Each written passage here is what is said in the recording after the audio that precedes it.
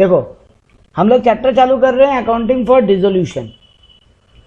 ये चैप्टर आप लोग 11 12 में 12 में पहले भी किए हो पार्टनरशिप पार्ट में, तो पहला पार्ट बिल्कुल वही है जो आप लोग 12 में किए हो। आज हम लोग उसी का बात करेंगे, आज और अगले क्लास में उसी को करेंगे, और फिर उसके बाद वाली क्लास में हम लोग उस पार्ट की तरफ मूव करेंगे जो हम लोग 11 में नहीं किए, यानी नया कुछ होगा। इस डिसोल्यूशन वाले पार्ट से आपके एग्जाम में 15 नंबर का सम छपा हुआ है। 15 नंबर का पेपर एकदम स्ट्रेट फॉरवर्ड रहेगा। सर एग्जाम कब हो सकता है? मेरा मानना है जनवरी के बाद, जनवरी में, मतलब जनवरी में। ठीक है चलो, तो देखो हम लोग इस चैप्टर में जब पढ़ते हैं तो सर ऐसे कैसे आप बोले कि 11 में अलग पार्ट था तुम्हारे और अब तुम्हारे अलग पार्ट आएगा एक। तो देखो पहला हम एक चीज दिखाते हैं स्क्रीन पे, आपको 3 केस दिखाई दे रहा है आपको डिसोल्यूशन का। Yes sir. केस 1 क्या लिखा, where all the partners are solvent, जो आप लोग 11 12 में किए हो या 12 में किए हो, बेटर हम ये बोलेगा, जो आप लोग क्लास 12 में किए हो।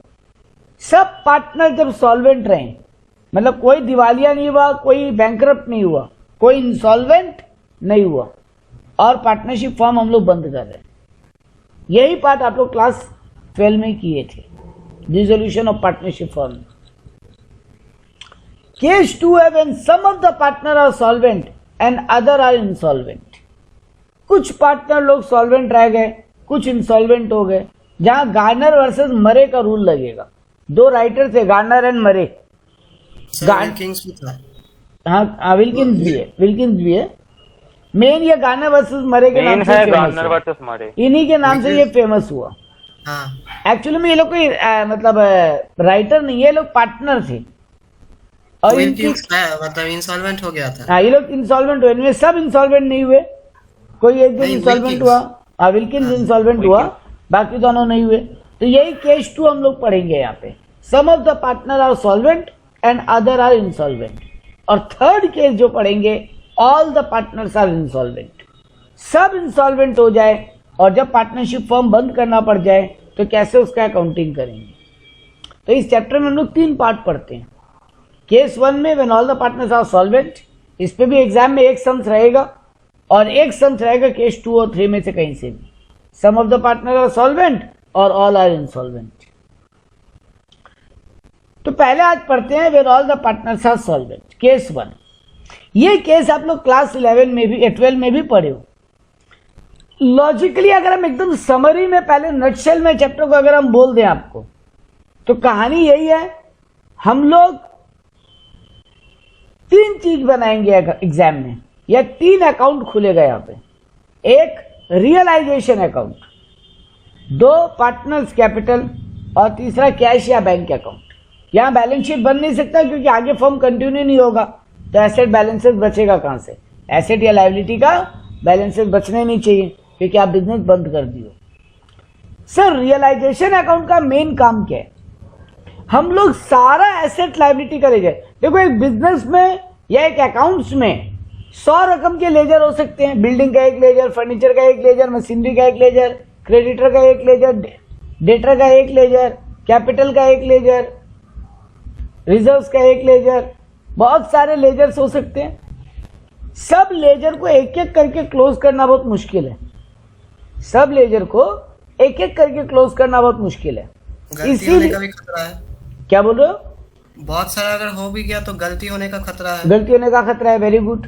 अगर हम लोग एक एक करके अलग अलग करके क्लोज भी करने गए तो गलती होने का खतरा है, कोई भूल गया, कोई अकाउंट छूट गया।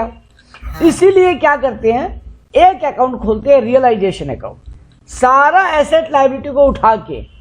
हम थोड़ा गलत बोल रहे हैं, सारा नहीं होता है, यहाँ पे कुछ एक्सेप्शन है जिसका बात अभी करेंगे 2 मिनट के अंदर।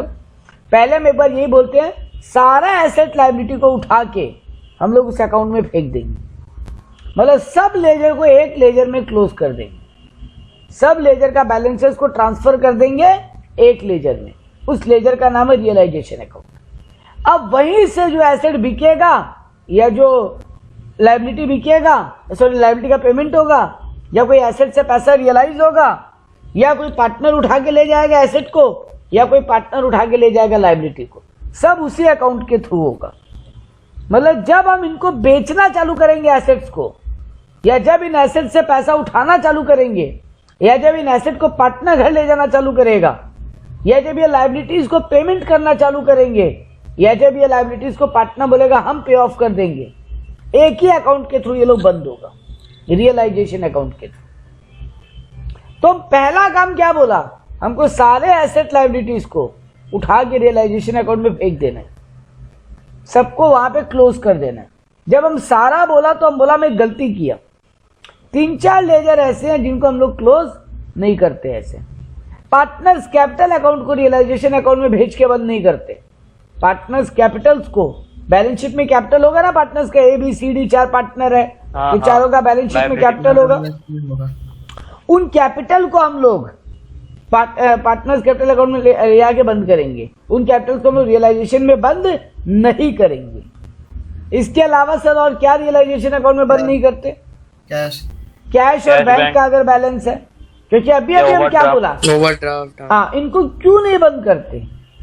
क्योंकि सर आप इनका एक सेपरेट अकाउंट खोल रहे हो, अभी आप अलग से पार्टनर्स कैपिटल अकाउंट खोल रहे हो, आप अलग से कैश और बैंक खोल रहे हो। हम तो बोला इन चैप्टर में हम लोगों को 3 अकाउंट बनाना है, realisation account, partners capital account and cash और या फिर बैंक, कोई एक। तो जब हम अलग से पार्टनर्स कैपिटल अकाउंट खोल रहे हैं, जब हम अलग से कैश और बैंक खोल रहे हैं, हमको इनको अलग से रियलाइजेशन अकाउंट में बंद करने का जरूरत नहीं है। इनका अपना ओपनिंग बैलेंस अलग से इनके अकाउंट में चला जाएगा। रियलाइजेशन अकाउंट में पहला काम क्या हो रहा है, मतलब कुछ या maximum assets and maximum liabilities को उठा के हम लोग रियलाइजेशन अकाउंट में बंद कर दे रहे हैं। तो मेरा बोलना क्या था, एसेट एंड लायबिलिटी को रियलाइजेशन अकाउंट में ट्रांसफर करना है। एसेट का जनरली कौन सा बैलेंस होता है? Generally debit. हमको इनको ट्रांसफर करना है रियलाइजेशन अकाउंट में, क्रेडिट। तो realisation account debit to assets हो जाएगा। वैसे लायबिलिटीज का मेनली कौन सा बैलेंस होता है? क्रेडिट। हमको बंद करने के लिए क्या करना होगा? Debit. Liability account debit to realisation, liability account debit to realisation करके बंद कर देना। ये पहला काम खत्म। अब इसके बाद क्या होगा इन एसेट लायबिलिटीज का? हम 4 बात बोला, या इनफैक्ट हम 2 लाइन में खत्म करेगा बात को। 2 ही काम करना आगे हमको। तो सर बेचेगा या पेमेंट होगा? बेचेगा या लेकर चला जाएगा? बेचेगा और पेमेंट होगा, बात तो एक ही हो गया सर। तो बेचेगा या पार्टनर उठा कर लेकर चला जाएगा। एग्जैक्टली दोनों में से एक काम होगा, या तो एसेट बिका और पैसा आया, या फिर पार्टनर बोला हम घर लेके जाते हैं। सिमिलरली लायबिलिटी या तो पेमेंट किए या पार्टनर बोला हम चुका देंगे, यानी हम अपने घर लेके जाते हैं, हम चुका देंगे। तो अब एसेट और लायबिलिटी का वैसे भी कोई अकाउंट बचा नहीं है, क्योंकि तुम ऑलरेडी पहला दोनों एंट्री में सारे एसेट लायबिलिटीज को क्लोज कर चुके हो रियलाइजेशन अकाउंट के थ्रू। तो अब अगर एसेट बेच के पैसा उठाते हो तो पैसा आ रहा है, तो cash account debit to realisation लिख दो। अगर लायबिलिटी चुका रहे हो तो पैसा जा रहा है, तो realisation account debit to bank लिख दो। अब ये नहीं लिख सकते creditor account debit to bank, क्योंकि तुम क्रेडिटर के लेजर को ऑलरेडी रियलाइजेशन अकाउंट में क्लोज कर चुके हो। अब जो भी काम होगा सब रियलाइजेशन अकाउंट के थ्रू होगा। जैसे ही हम बोला हम एसेट बेचा, तुम एंट्री क्या किए? Cash account debit to realisation. जैसे ही हम बोला तुम लायबिलिटी का पेमेंट किए, तुम एंट्री क्या किए? रियलाइजेशन टू कैश या बैंक। अगर पार्टनर उठा के घर ले गया तो कैश या बैंक की जगह पार्टनर्स कैपिटल लिख दो। आई रिपीट लायबिलिटी हो या एसेट, अगर पार्टनर घर लेके जा रहे हैं तो ये जहां जहां कैश और बैंक बोला अभी, उन दोनों जगह पार्टनर्स कैपिटल लिख दो। तो अगर एसेट पार्टनर घर उठा के ले जा रहे हैं तो partners capital account debit to realisation. अगर लायबिलिटी पार्टनर पेमेंट कर रहा है तो realisation account debit to partners capital, relation account debit to partners capital. यानी कुल मिला के अगर हम बोले तो हम आपको 4 जनरल एंट्री सिखाया। हम आपको 4 जनरल एंट्री सिखाया। पहले एसेट को क्लोज करने का एंट्री, रियलाइजेशन टू एसेट। दूसरा लायबिलिटी को क्लोज करने का एंट्री, लायबिलिटी टू रियलाइजेशन। तीसरा एसेट अगर बिके तो कैश टू रियलाइजेशन, और पार्टनर ले जाए तो partners capital to realisation. Liability payment हो तो realisation account debit to bank या कैश, और अगर पार्टनर ले जाए तो realisation account debit to partners capital. हम लोग 4 ही एंट्री में ऑलमोस्ट सारा लेजर क्लोज भी हो गया, पैसा रियलाइज भी हो गया। एक चीज और बच जाता है रियलाइजेशन अकाउंट में करने के लिए, या इनफैक्ट बोलेंगे अभी भी 2 काम और बच गया। एक होता है रियलाइजेशन एक्सपेंस का कहानी। अगर आपके बड़ा सम्स आएगा तो आपको रियलाइजेशन एक्सपेंस में ज्यादा ड्रामा नहीं देगा। अगर आपके बड़ा सम्स आएगा तो आपको रियलाइजेशन एक्सपेंस में ज्यादा ड्रामा नहीं देगा। सर ड्रामा का मतलब आप क्या बोलना चाहते हैं? हम बात करेंगे अभी 2-3 केस का। पहला सिंपल केस लेते हैं, रियलाइजेशन एक्सपेंस को पार्टनरशिप फर्म ही पेमेंट किया, मतलब बिजनेस ही रियलाइजेशन एक्सपेंस चुकाया, तो एंट्री हो जाएगा realisation account debit to cash या बैंक। पेमेंट का नॉर्मल एंट्री, जैसे लायबिलिटी चुकाए वैसे ही रियलाइजेशन एक्सपेंस चुका दिए। पार्टनरशिप फर्म अगर चुका रहा है तो realisation expense account debit to cash या बैंक, और रियलाइजेशन अकाउंट में टू बैंक लिख दे, कहानी खत्म। दूसरा केस उठाते हैं, रियलाइजेशन एक्सपेंस पेमेंट करना था पार्टनर ए को। मिस्टर ए बोला था हम पेमेंट करेंगे रियलाइजेशन एक्सपेंस, और वही पेमेंट किया भी। मिस्टर ए बोला, हाँ बोलो। Realisation account debit to partner A, mister S capital account. Realisation account debit to mister S capital account, S capital, ठीक है। अगर मिस्टर ए बोला कि हम चुकाएंगे, लेकिन एक बार के लिए पार्टनरशिप फर्म से पैसा चला गया, तो पहले रियलाइजेशन टू बैंक होगा। कुछ नहीं करने का दरकार है, सिंपल रखो, सिंपल रखो पवित्रो, एंट्री नहीं होगा, सिंपल रखो पवित्रो। मिस्टर ए बोल रहा है हम चुकाएंगे, मिस्टर ए बोला हम चुकाएंगे रियलाइजेशन एक्सपेंस, लेकिन पार्टनरशिप फर्म के पैसे से एक बार चुकाना पड़ गया। मिस्टर ए उस दिन अवेलेबल नहीं था। ए कैपिटल टू बैंक, हाँ, A's capital account debit to bank, क्योंकि मिस्टर ए से लेना है तो ए के कैपिटल को डेबिट करो, उसके कैपिटल से काट लो पैसा, और एक बार फर्म की जेब से पैसा गया तो टू कैश या टू बैंक। तो पार्टनर डबल एंट्री कर रहा था, ठीक है, वो भी एक ही होगा। हाँ। Mister A's capital account debit to bank, या A's capital account debit to bank, कहानी खत्म। अगर उल्टा बोलते, फर्म को पेमेंट करना था लेकिन मिस्टर ए की जेब से एक बार चुक गया, क्योंकि उस दिन फर्म का ऑफिस बंद था, तो मिस्टर ए एक बार अपनी जेब से पैसा दे दिया, लेकिन बात यही हुआ था कि रियलाइजेशन एक्सपेंस को बियर कौन करेगा? Partnership firm. तब फिर तब तो सर पहले पेमेंट एंट्री होगा, मतलब पार्टनर का। Realisation expense account debit to cash होता है एक एंट्री। हाँ। सॉरी, एक मिनट, गलती हो गया। Partners capital to partners realisation expense account debit to partners capital, एक ही एंट्री में काम खत्म। कैपिटल एक ही एंट्री में काम खत्म। रियलाइजेशन एक्सपेंस का बुकिंग भी हो गया फर्म में, और पार्टनर्स कैपिटल को क्रेडिट कर दिए क्योंकि पार्टनर पाता है पैसा। अच्छा, लास्ट केस। सर एक बात पूछे, एक मिनट आ रहे, आखिरी केस पे आ रहे, पहले फिर आते तुम्हारे क्वेश्चन पे। ओके। अगर मिस्टर बी बोला होता हम पेमेंट करेंगे, मिस्टर बी बोला हम पेमेंट करेंगे रियलाइजेशन एक्सपेंस का, लेकिन एक बार के लिए मिस्टर ए पेमेंट कर दिया, तो रियलाइजेशन टू ए होगा। बेटा रियलाइजेशन का बुकिंग होगा नहीं, ये फर्म का एक्सपेंस है क्या? नहीं, अच्छा पर्सनल का हो जाएगा। ये तो दोनों आपस में सेटल करेगा, तो एक से, लेकिन फर्म बीच में इन्वॉल्व हो रहा है पवित्रो। तो फर्म बोला, मिस्टर ए कौन बोला था हम पेमेंट करेंगे? मिस्टर बी बोला था हम पेमेंट करेंगे, बी, हाँ। लेकिन एक बार के लिए मिस्टर ए पेमेंट कर दिया, तो मिस्टर ए फर्म को बोलेगा मेरा पैसा दो, और फर्म मिस्टर बी को बोलेगा तुम पैसा दो। तो B's partners, B's capital account debit to A capital, B से लेंगे ए को दे देंगे। फर्म के लिए बी डेटर बन गया, एक बार के लिए एक क्रेडिटर बन गया। Mutual set of. अब तुम बोलो, तुम्हारा कुछ क्वेश्चन हो रहा था। अच्छा सर सुनिए, अगर पहले जो थर्ड केस जो आप बोला, ठीक है, मतलब फर्म को देना था, पार्टनर ने दे दिया।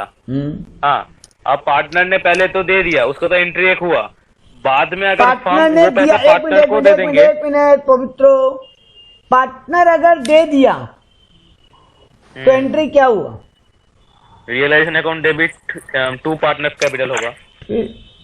हाँ ठीक है, चलो अब तुम क्या बोलना चाहते हो? अब उसके बाद फर्म ने, मतलब बोला फर्म ने उस पार्टनर को पेमेंट कर दिया, ठीक है, उसको नेक्स्ट डे में, तभी तो एक एंट्री होना चाहिए ना फर्म के बुक में तुम इसीलिए इसमें यहाँ पर ये सब नहीं होता ना एग्जाम में। देखो बुक क्लोज हो रहा है, इसमें नेक्स्ट डे फर्स्ट डे करके। बोलिए आप।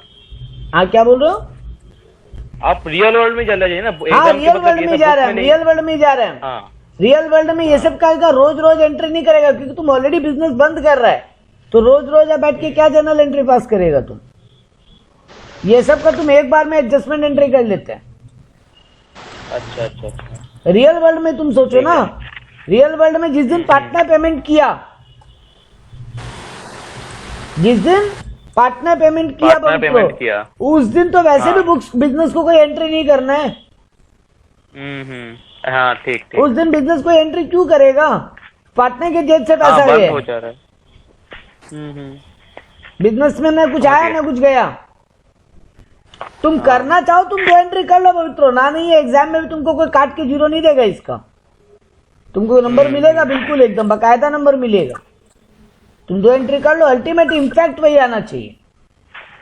हाँ लास्ट में तो वो डेबिट क्रेडिट कैंसिल होगा तो एक ही एंट्री होगा ना। Realisation expense account debit to A's capital ultimately impact रहना चाहिए।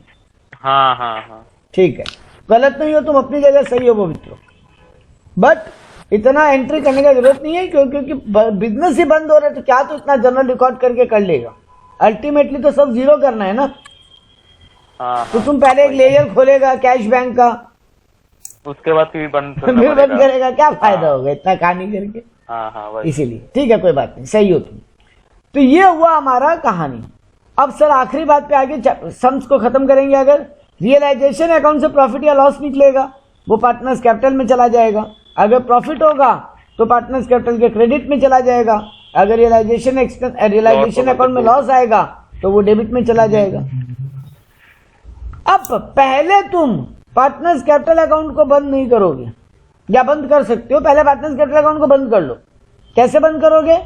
बैलेंस सीडी मत करना। हाँ बैलेंस सीडी मत करना, जो भी बैलेंस बचे, अगर डेबिट में पार्टनर कैपिटल अकाउंट के बैलेंस बच रहा है तो टू कैश लिख के खत्म करेंगे, क्रेडिट साइड में बैलेंस बच रहा है अभी भी तो बाई कैश या बाई बैंक लिख के खत्म करेंगे, और ये अमाउंट तुम्हारा अल्टीमेटली कैश और बैंक के लेजर में चला जाएगा, और कैश और बैंक का लेजर बोथ साइड मैच होके बंद हो जाना चाहिए।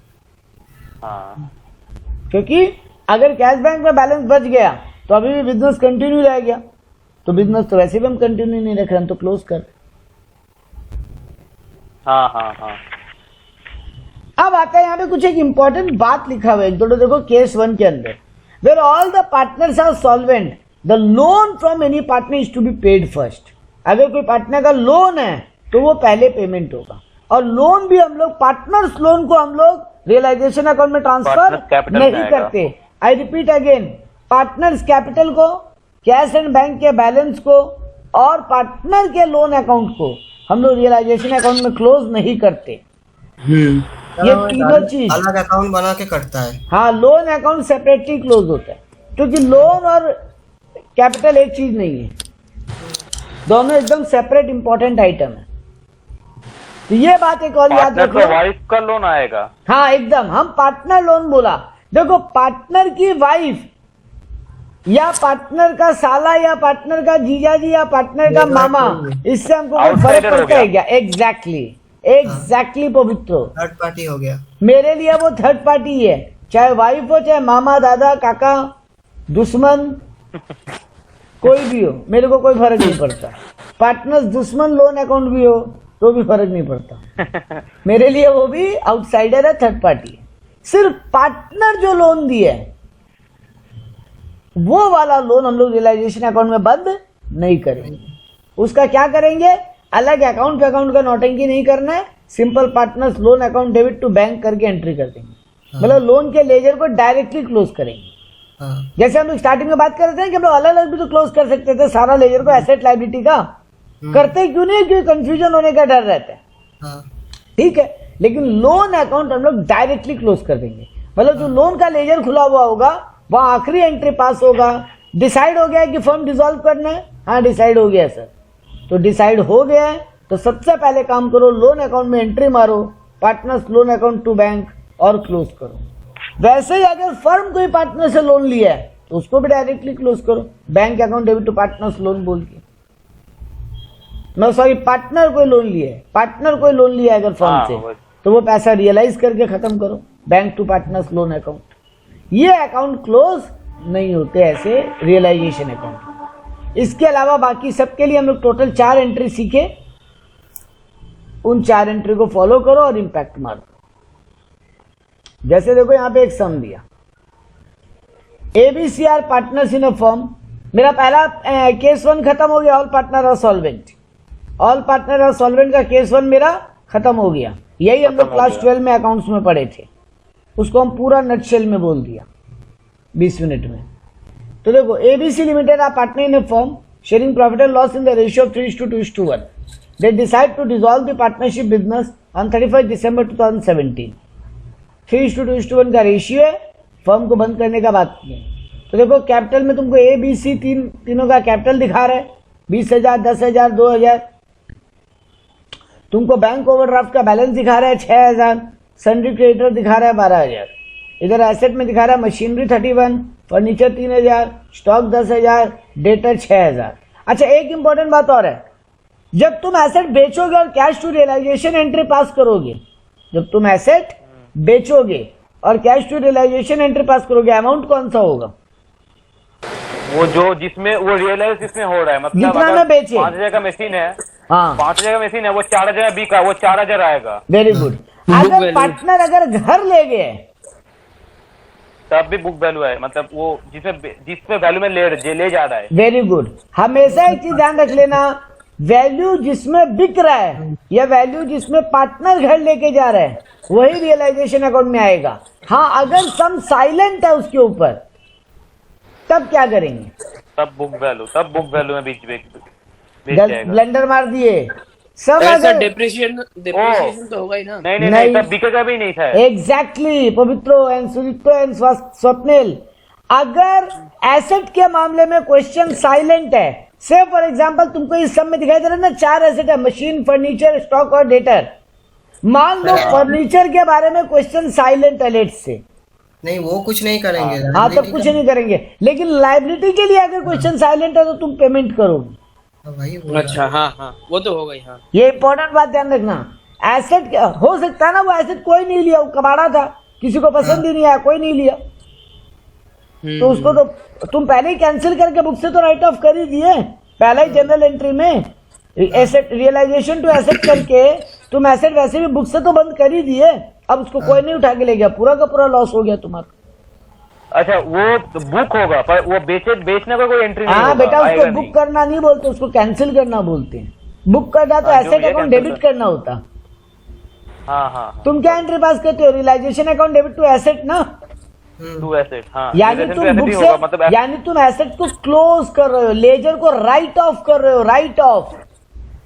हाँ राइट ऑफ करने का मतलब तुम उसको बुक से खत्म कर रहे हो। अब अगर वो बिक के पैसा आया तो तुम बैंक टू रियलाइजेशन लिखो, नहीं आया तो कुछ मत करो, कुछ मत करना होगा। हाँ और एसेट कैंसिल करने का मतलब ऑटोमेटिकली लॉस हो गया, लॉस का बुकिंग हो गया तुम्हारा पूरा का पूरा। लेकिन लायबिलिटी के केस में ऐसा मत करना। लायबिलिटी के केस में सम साइलेंट हो तो जितना बुक वैल्यू है उतना पेमेंट कर देना, जितना बुक वैल्यू है उतना ही पेमेंट कर देना करना होगा। हाँ तो मारेगा तो वो लोग। हाँ वही बात है, और ऊपर से वो भी तुम सॉल्वेंट हो तब अच्छा मजाक हो रहा है ना, तुम सॉल्वेंट भी हो और पेमेंट भी नहीं कर रहे हो लायबिलिटी का। इनसॉल्वेंट होते तो फिर भी मान लेते कि हाँ कुछ प्रॉब्लम है। चलो ठीक है। The following are the asset were realised in cash. Machinery का बुक वैल्यू है 31,000, बिका 22,000 में। 50% ऑफ द स्टॉक है 3,500। ये मजेदार खेल बोला। 10,000 का टोटल स्टॉक है, उसमें से 50% ऑफ द स्टॉक 3,500 में बिका, यानी 5,000 का स्टॉक 3,500 में बिका। और रिमेनिंग 5,000 का क्या हुआ? देखो सेकंड लाइन में लिखा है, remaining 50% of the stock was taken over by A at 3,200 rupees. मतलब बाकी 5,000 का स्टॉक ए ले गया 3,200 में। और उसी के बीच में डेटर के बारे में क्वेश्चन बोला है, debtor were collected at 15% less than the book value. ठीक है। Furniture were taken over by A 2,400। 6,000 का फर्नीचर 2,400 में ले गया और रियलाइजेशन का एक्सपेंस 300 रुपया लगा। एक और मेरा यहाँ पे क्वेश्चन बच गया, क्या था हम भूल गए क्वेश्चन, एक सेकंड सोचने दो। Bank overdraft. नहीं नहीं नहीं नहीं, हम कुछ और सोच रहा था, मैं स्टोरी बना रहा था कि अगर ऐसा होता तो क्या करते। एक मिनट दो हमको खाली, याद नहीं आ रहा, याद आने पे हम क्वेश्चन रेस करेगा दोबारा। एक अच्छा बात बोलने वाला था, मतलब हम ये लाइन बोलते बोलते मेरे मन में आया था कि यहाँ पे अगर ऐसा सिचुएशन हो जाए तो क्या करोगे, फिर वो दिमाग से अचानक से निकल गया बोलते बोलते। ठीक है, याद आएगा तो बोलेंगे। हाँ ठीक है, तो देखो अब ये मेरा सम है। अब मेरे को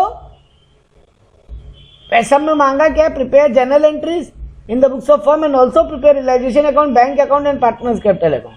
तीनों बनाने भी बोला और जनरल एंट्री भी पास करने बोला। यानी देखा जाए तो ये अपने आप में सब कुछ करवा दिया एक ही सम में, दोनों चीज प्रैक्टिस करवा दिया। हम तो पहला हमको काम क्या करना चाहिए सर, सारा एसेट बंद कीजिए। बंद होगा बुक वैल्यू पे, बंद होगा बुक वैल्यू पे, और जब रियलाइज होगा तो मार्केट जितना भी रियलाइजेशन वैल्यू है। हाँ वो बात याद आ गई हमको, अगर सब में यहां डेटर दिया है 6000, मान लो इनर कॉलम में लिखा होता है डेटर 7000 और लिखा होता है पीबीडीडी 1000, और फिर आउटर कॉलम में डेटर लिखा होता है 6000, तो 6000 वो पीवीडीडी प्रोविजन और लायबिलिटी में जाएगा। एग्जैक्टली पूरा 7000 का डेटर बंद करते और पूरा 1000 का प्रोविजन जैसे लायबिलिटी को बंद करते हो वैसे करते। हाँ यही बात हम उस समय पूछते पूछते मेरे डेटर पढ़ते पढ़ते मेरे मन में आया था। ठीक है, वो एडजस्टेड अमाउंट भी तो लिख सकते थे, लिख सकते थे और गलती भी नहीं होता, लेकिन एक प्रॉब्लम हो जाता। पवित्र कुछ बोलना चाहता है, मेरे पवित्र को बोलने देते हैं। प्रोविजन का कुछ अगर लेजर बचा होगा या प्रोविजन फॉर डेटर्स ना, तब तो कुछ नहीं होगा। नहीं नहीं ठीक ही बोल रहे हो पवित्र। अरे provision for general entry pass करते समय तो पीबीडीडी अकाउंट भी क्रेडिट किए होंगे। लेजर तो होता है, तो लेजर तो होता है उसका। सुनितो मालिक, इस चैप्टर का मतलब यही है कि कोई भी लेजर अल्टीमेटली बचना नहीं चाहिए, सब बंद हो जाना चाहिए। तो तुम्हारा पीबीडीडी का तो एक अलग लेजर होगा बेटा। अगर नेट अमाउंट से अगर सीधा डेटर 6000 से क्लोज कर देते तो डेटर में उल्टा 1000 बच जाता और पीबीडीडी में भी 1000 बच जाता। तो दोनों लेजर ओपन रह जाता अल्टीमेटली। तो वेरी गुड पवित्र, अच्छा पॉइंट बोले पवित्र, लेकिन बोलते बोलते खुद ही कंफ्यूज हो गया। नहीं ठीक है, कोई नहीं मतलब इम्पैक्ट नहीं आता था ना। हाँ ठीक ही बात है, अल्टीमेटली तुम्हारा एग्जाम में सब मैच हो जाएगा। हाँ भाई, लेकिन रियल लाइफ में सोचो जाए, अगर एग्जामिनर देखना चाहे तो बोलेगा पीबीडीडी का लेजर कैसे बंद नहीं हुआ और डेटा का भी लेजर बंद नहीं हुआ। ठीक है चलो, तो पहला एंट्री हो गया realisation account, debit to machinery to furniture to stock to debtor. अच्छा एक बार में मत लिख देना रियलाइजेशन टू एसेट, हर लेजर बंद करना है ना मालिक। मशीनरी का भी लेजर बंद करना है, फर्नीचर का भी बंद करना है, स्टॉक का भी बंद करना है, डेटा का भी बंद करना है। तुम डायरेक्टली रियलाइजेशन टू एसेट लिख दोगे एक बार में टोटल करके, तो भी तुम्हारा एग्जामिनर नंबर काट लेगा, बोलेगा सारा लेजर तो बंद ही नहीं हुआ, ये एसेट नाम का कोई लेजर था ही नहीं जो बंद हो गया। उल्टा एक एसेट नाम का क्रेडिट में बैलेंस खड़ा हो गया। तो realisation account debit to machinery to furniture to stock to debtor, और एकदम बुक वैल्यू पे किया 31,000, 3,000, 10,000, 6,000। फिर इधर में आया एसेट साइड खत्म। अब लायबिलिटी साइड में देखो, बैंक ओडी बंद नहीं होगा, कैपिटल अकाउंट बंद नहीं होगा, अगर पार्टनर्स लोन होता तो वो भी बंद नहीं होता। चलो ठीक है, क्रेडिटर तो बंद होगा, उसको बंद कर दो। संडे क्रेडिटर टू रियलाइजेशन 12,000 बंद कर दिया। अब पहला काम एसेट बिका, रियलाइजेशन में मशीनरी बिका। हाँ ये काम तुम एक साथ कर सकते हो, ये एंट्री तुम एक बार में पास कर सकते हो। जो एसेट बिक के पैसा है उनको एक बार में बैंक टू रियलाइजेशन कर दो। वो तो होगा क्योंकि यहाँ पर लेजर में कुछ नहीं होगा। एग्जैक्टली, तो अलग अलग एंट्री पास करने का कोई जरूरत नहीं है। Bank to realisation, bank to realisation, bank to realisation 10 बार करने का दरकार नहीं है। तो तुम्हारा क्या क्या पैसा आया सर, मशीन बेच के 22,000 आया, स्टॉक बिका 3.5 में तो 22 3 25,500, और डेटर 15% लेस कलेक्ट हुआ, यानी कितना कलेक्ट हुआ 6,000 का 85%। 900 माइनस कर दीजिए ना, 900 माइनस कर दिए ना, 5,100 आएगा। हाँ 5,100 तुम्हारा डेटर से कलेक्ट हुआ, तो 5,100 डेटर से आया, 22,000 मशीन से आया और 3,500 50% स्टॉक बेच के आया, 30,600 मेरा कलेक्शन आया, तो हम bank account debit to realisation 30,600 लिख दिए। अभी क्या करेंगे सर, जो एसेट पार्टनर घर ले गया उसका भी एंट्री कीजिए। तो थोड़ा स्टॉक ले गया मिस्टर ए 3200 रुपया में, और फर्नीचर ले गया 2400 रुपया में मिस्टर बी, तो realisation A is capital account debit to realisation, B is capital account debit to realisation. हाँ तो रियलाइजेशन टू ये लो नीचे कर दिया इस एंट्री को, A is capital account debit 3200, B is capital account debit 2400 to realisation कर दिया। हाँ, और 12,000 का लायबिलिटी का पेमेंट एंट्री कर दिया। रियलाइजेशन टू बैंक, क्रेडिटर को पेमेंट किए जो, और हाँ, समझे। देखो क्वेश्चन साइलेंट था क्रेडिटर के बारे में क्या किए, बट हम क्या मानेंगे फुल पेमेंट कर दिए। और रियलाइजेशन एक्सपेंस भी हम 300 रुपया खर्चा किए थे, तो रियलाइजेशन टू बैंक वो भी हो गया एक तो 300 रुपया का। तो देखो realisation to bank, realisation to bank दो एंट्री आ गया। सर कैसे डिसाइड करें, रियलाइजेशन टू कैश लिखें कि रियलाइजेशन टू बैंक लिखें? सब में देख लो किसका बैलेंस दिया, बैंक ओवरड्राफ्ट का बैलेंस दिया मतलब बैंक बैलेंस है। सब में जिसका बैलेंस दे, तुमको दोनों नहीं देगा, चिंता मत करो, कैश और बैंक दोनों बैलेंस नहीं देगा, देगा भी तो मिक्स कर देना एक साथ, देगा भी तो कैश और बैंक का जब लेजर खोलोगे दोनों का ओपनिंग बैलेंस एक साथ लिख देना, और तब तुम्हारा मर्जी है तो बैंक से पेमेंट करना, तुम्हारा मर्जी है तो कैश से पेमेंट करना। हाँ हाँ अलग अलग शो करने का नहीं, लेकिन एग्जाम में ऐसा होगा नहीं, आइदर तुमको कैश बैलेंस देगा आइदर तुमको बैंक बैलेंस देगा। और वैसे भी इन सब बिजनेस में बैलेंस बचना भी नहीं चाहिए। तो देखो यहाँ पर तुम एंट्री कर दिए, पहले realisation to bank 12,000, realisation to bank 300, और जो जो पार्टनर घर ले गया तो A's capital B's capital to realisation entry कर दिए। अब क्या करोगे सर, रियलाइजेशन अकाउंट को बंद करना। कैसे बंद करेंगे, चेक कर लो प्रॉफिट है कि लॉस है। प्रॉफिट लॉस सर वो कैसे पता Partner चलेगा, capital से। जनरल एंट्री में जितनी बार, अगर खाली जनरल एंट्री से निकालना है तो जनरल एंट्री में जितनी बार रियलाइजेशन डेबिट हुआ है वो जोड़ लो, रियलाइजेशन डेबिट हुआ है मतलब लॉस, और जितनी बार रियलाइजेशन क्रेडिट हुआ है मतलब फायदा। तो रियलाइजेशन अकाउंट जितनी जितनी बार डेबिट की हो, देखो इस अकाउंट में रियलाइजेशन एक बार डेबिट की हो 50,000 से, एक बार डेबिट की हो 12,000 से, एक बार डेबिट की हो 300 से, 3 ही बार डेबिट की हो। और क्रेडिट कितनी बार की हो, एक बार क्रेडिट की हो 12,000 से, एक बार क्रेडिट की हो 30,600 से, और एक बार क्रेडिट की हो 5,600 से। तो तीनों क्रेडिट जोड़ लो, डेबिट जोड़ लो, माइनस कर लो, अगर बैलेंस बचता है क्रेडिट में, क्रेडिट ज्यादा है डेबिट कम तो फायदा, और डेबिट ज्यादा क्रेडिट कम तो लॉस। और एग्जाम में अगर ये नहीं करने का मन है सर, इसमें तो रिस्क लगता है हमको, अगर खाली जनरल एंट्री का समझ आ जाता, अगर खाली जनरल एंट्री का समझ आया था, टी फॉर्म में रियलाइजेशन अकाउंट खोल लो, सबसे आसान होगा। हाँ टी फॉर्म में फटाक से खोल लो, पुटअप करके देख लो।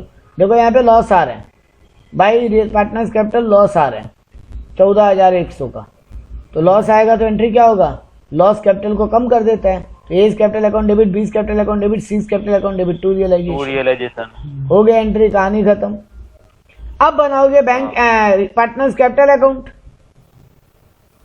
पार्टनर्स कैपिटल अकाउंट में ओपनिंग बैलेंस लिख दिए, और जो जो पार्टनर घर ले गए एसेट, एसेट अगर पार्टनर घर ले गया वो कैपिटल को कम करेगा तो डेबिट में लिखो, लायबिलिटी अगर पार्टनर घर ले जाता तो वो कैपिटल को बढ़ा देता, क्योंकि पार्टनर लायबिलिटी चुका रहा है मतलब वो बिजनेस से लेगा उतना पैसा, तो क्रेडिट कर देते। अल्टीमेटली यहाँ टू बैंक बाई बैंक करके जो बैलेंस बचे बैंक अकाउंट बना लो।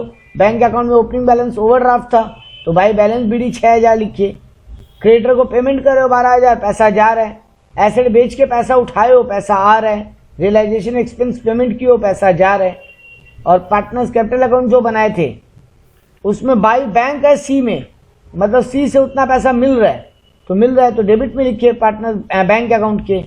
और ए और बी के देखो पार्टनर्स कैपिटल अकाउंट में 2 बैंक बच रहा है 9,750, 2,900, उन दोनों को बैंक अकाउंट के क्रेडिट में लिख दो। देखो बैंक अकाउंट ऑटोमेटिकली मैच हो जाना चाहिए, नहीं मैच हो तो तुम मिस्टेक की हो।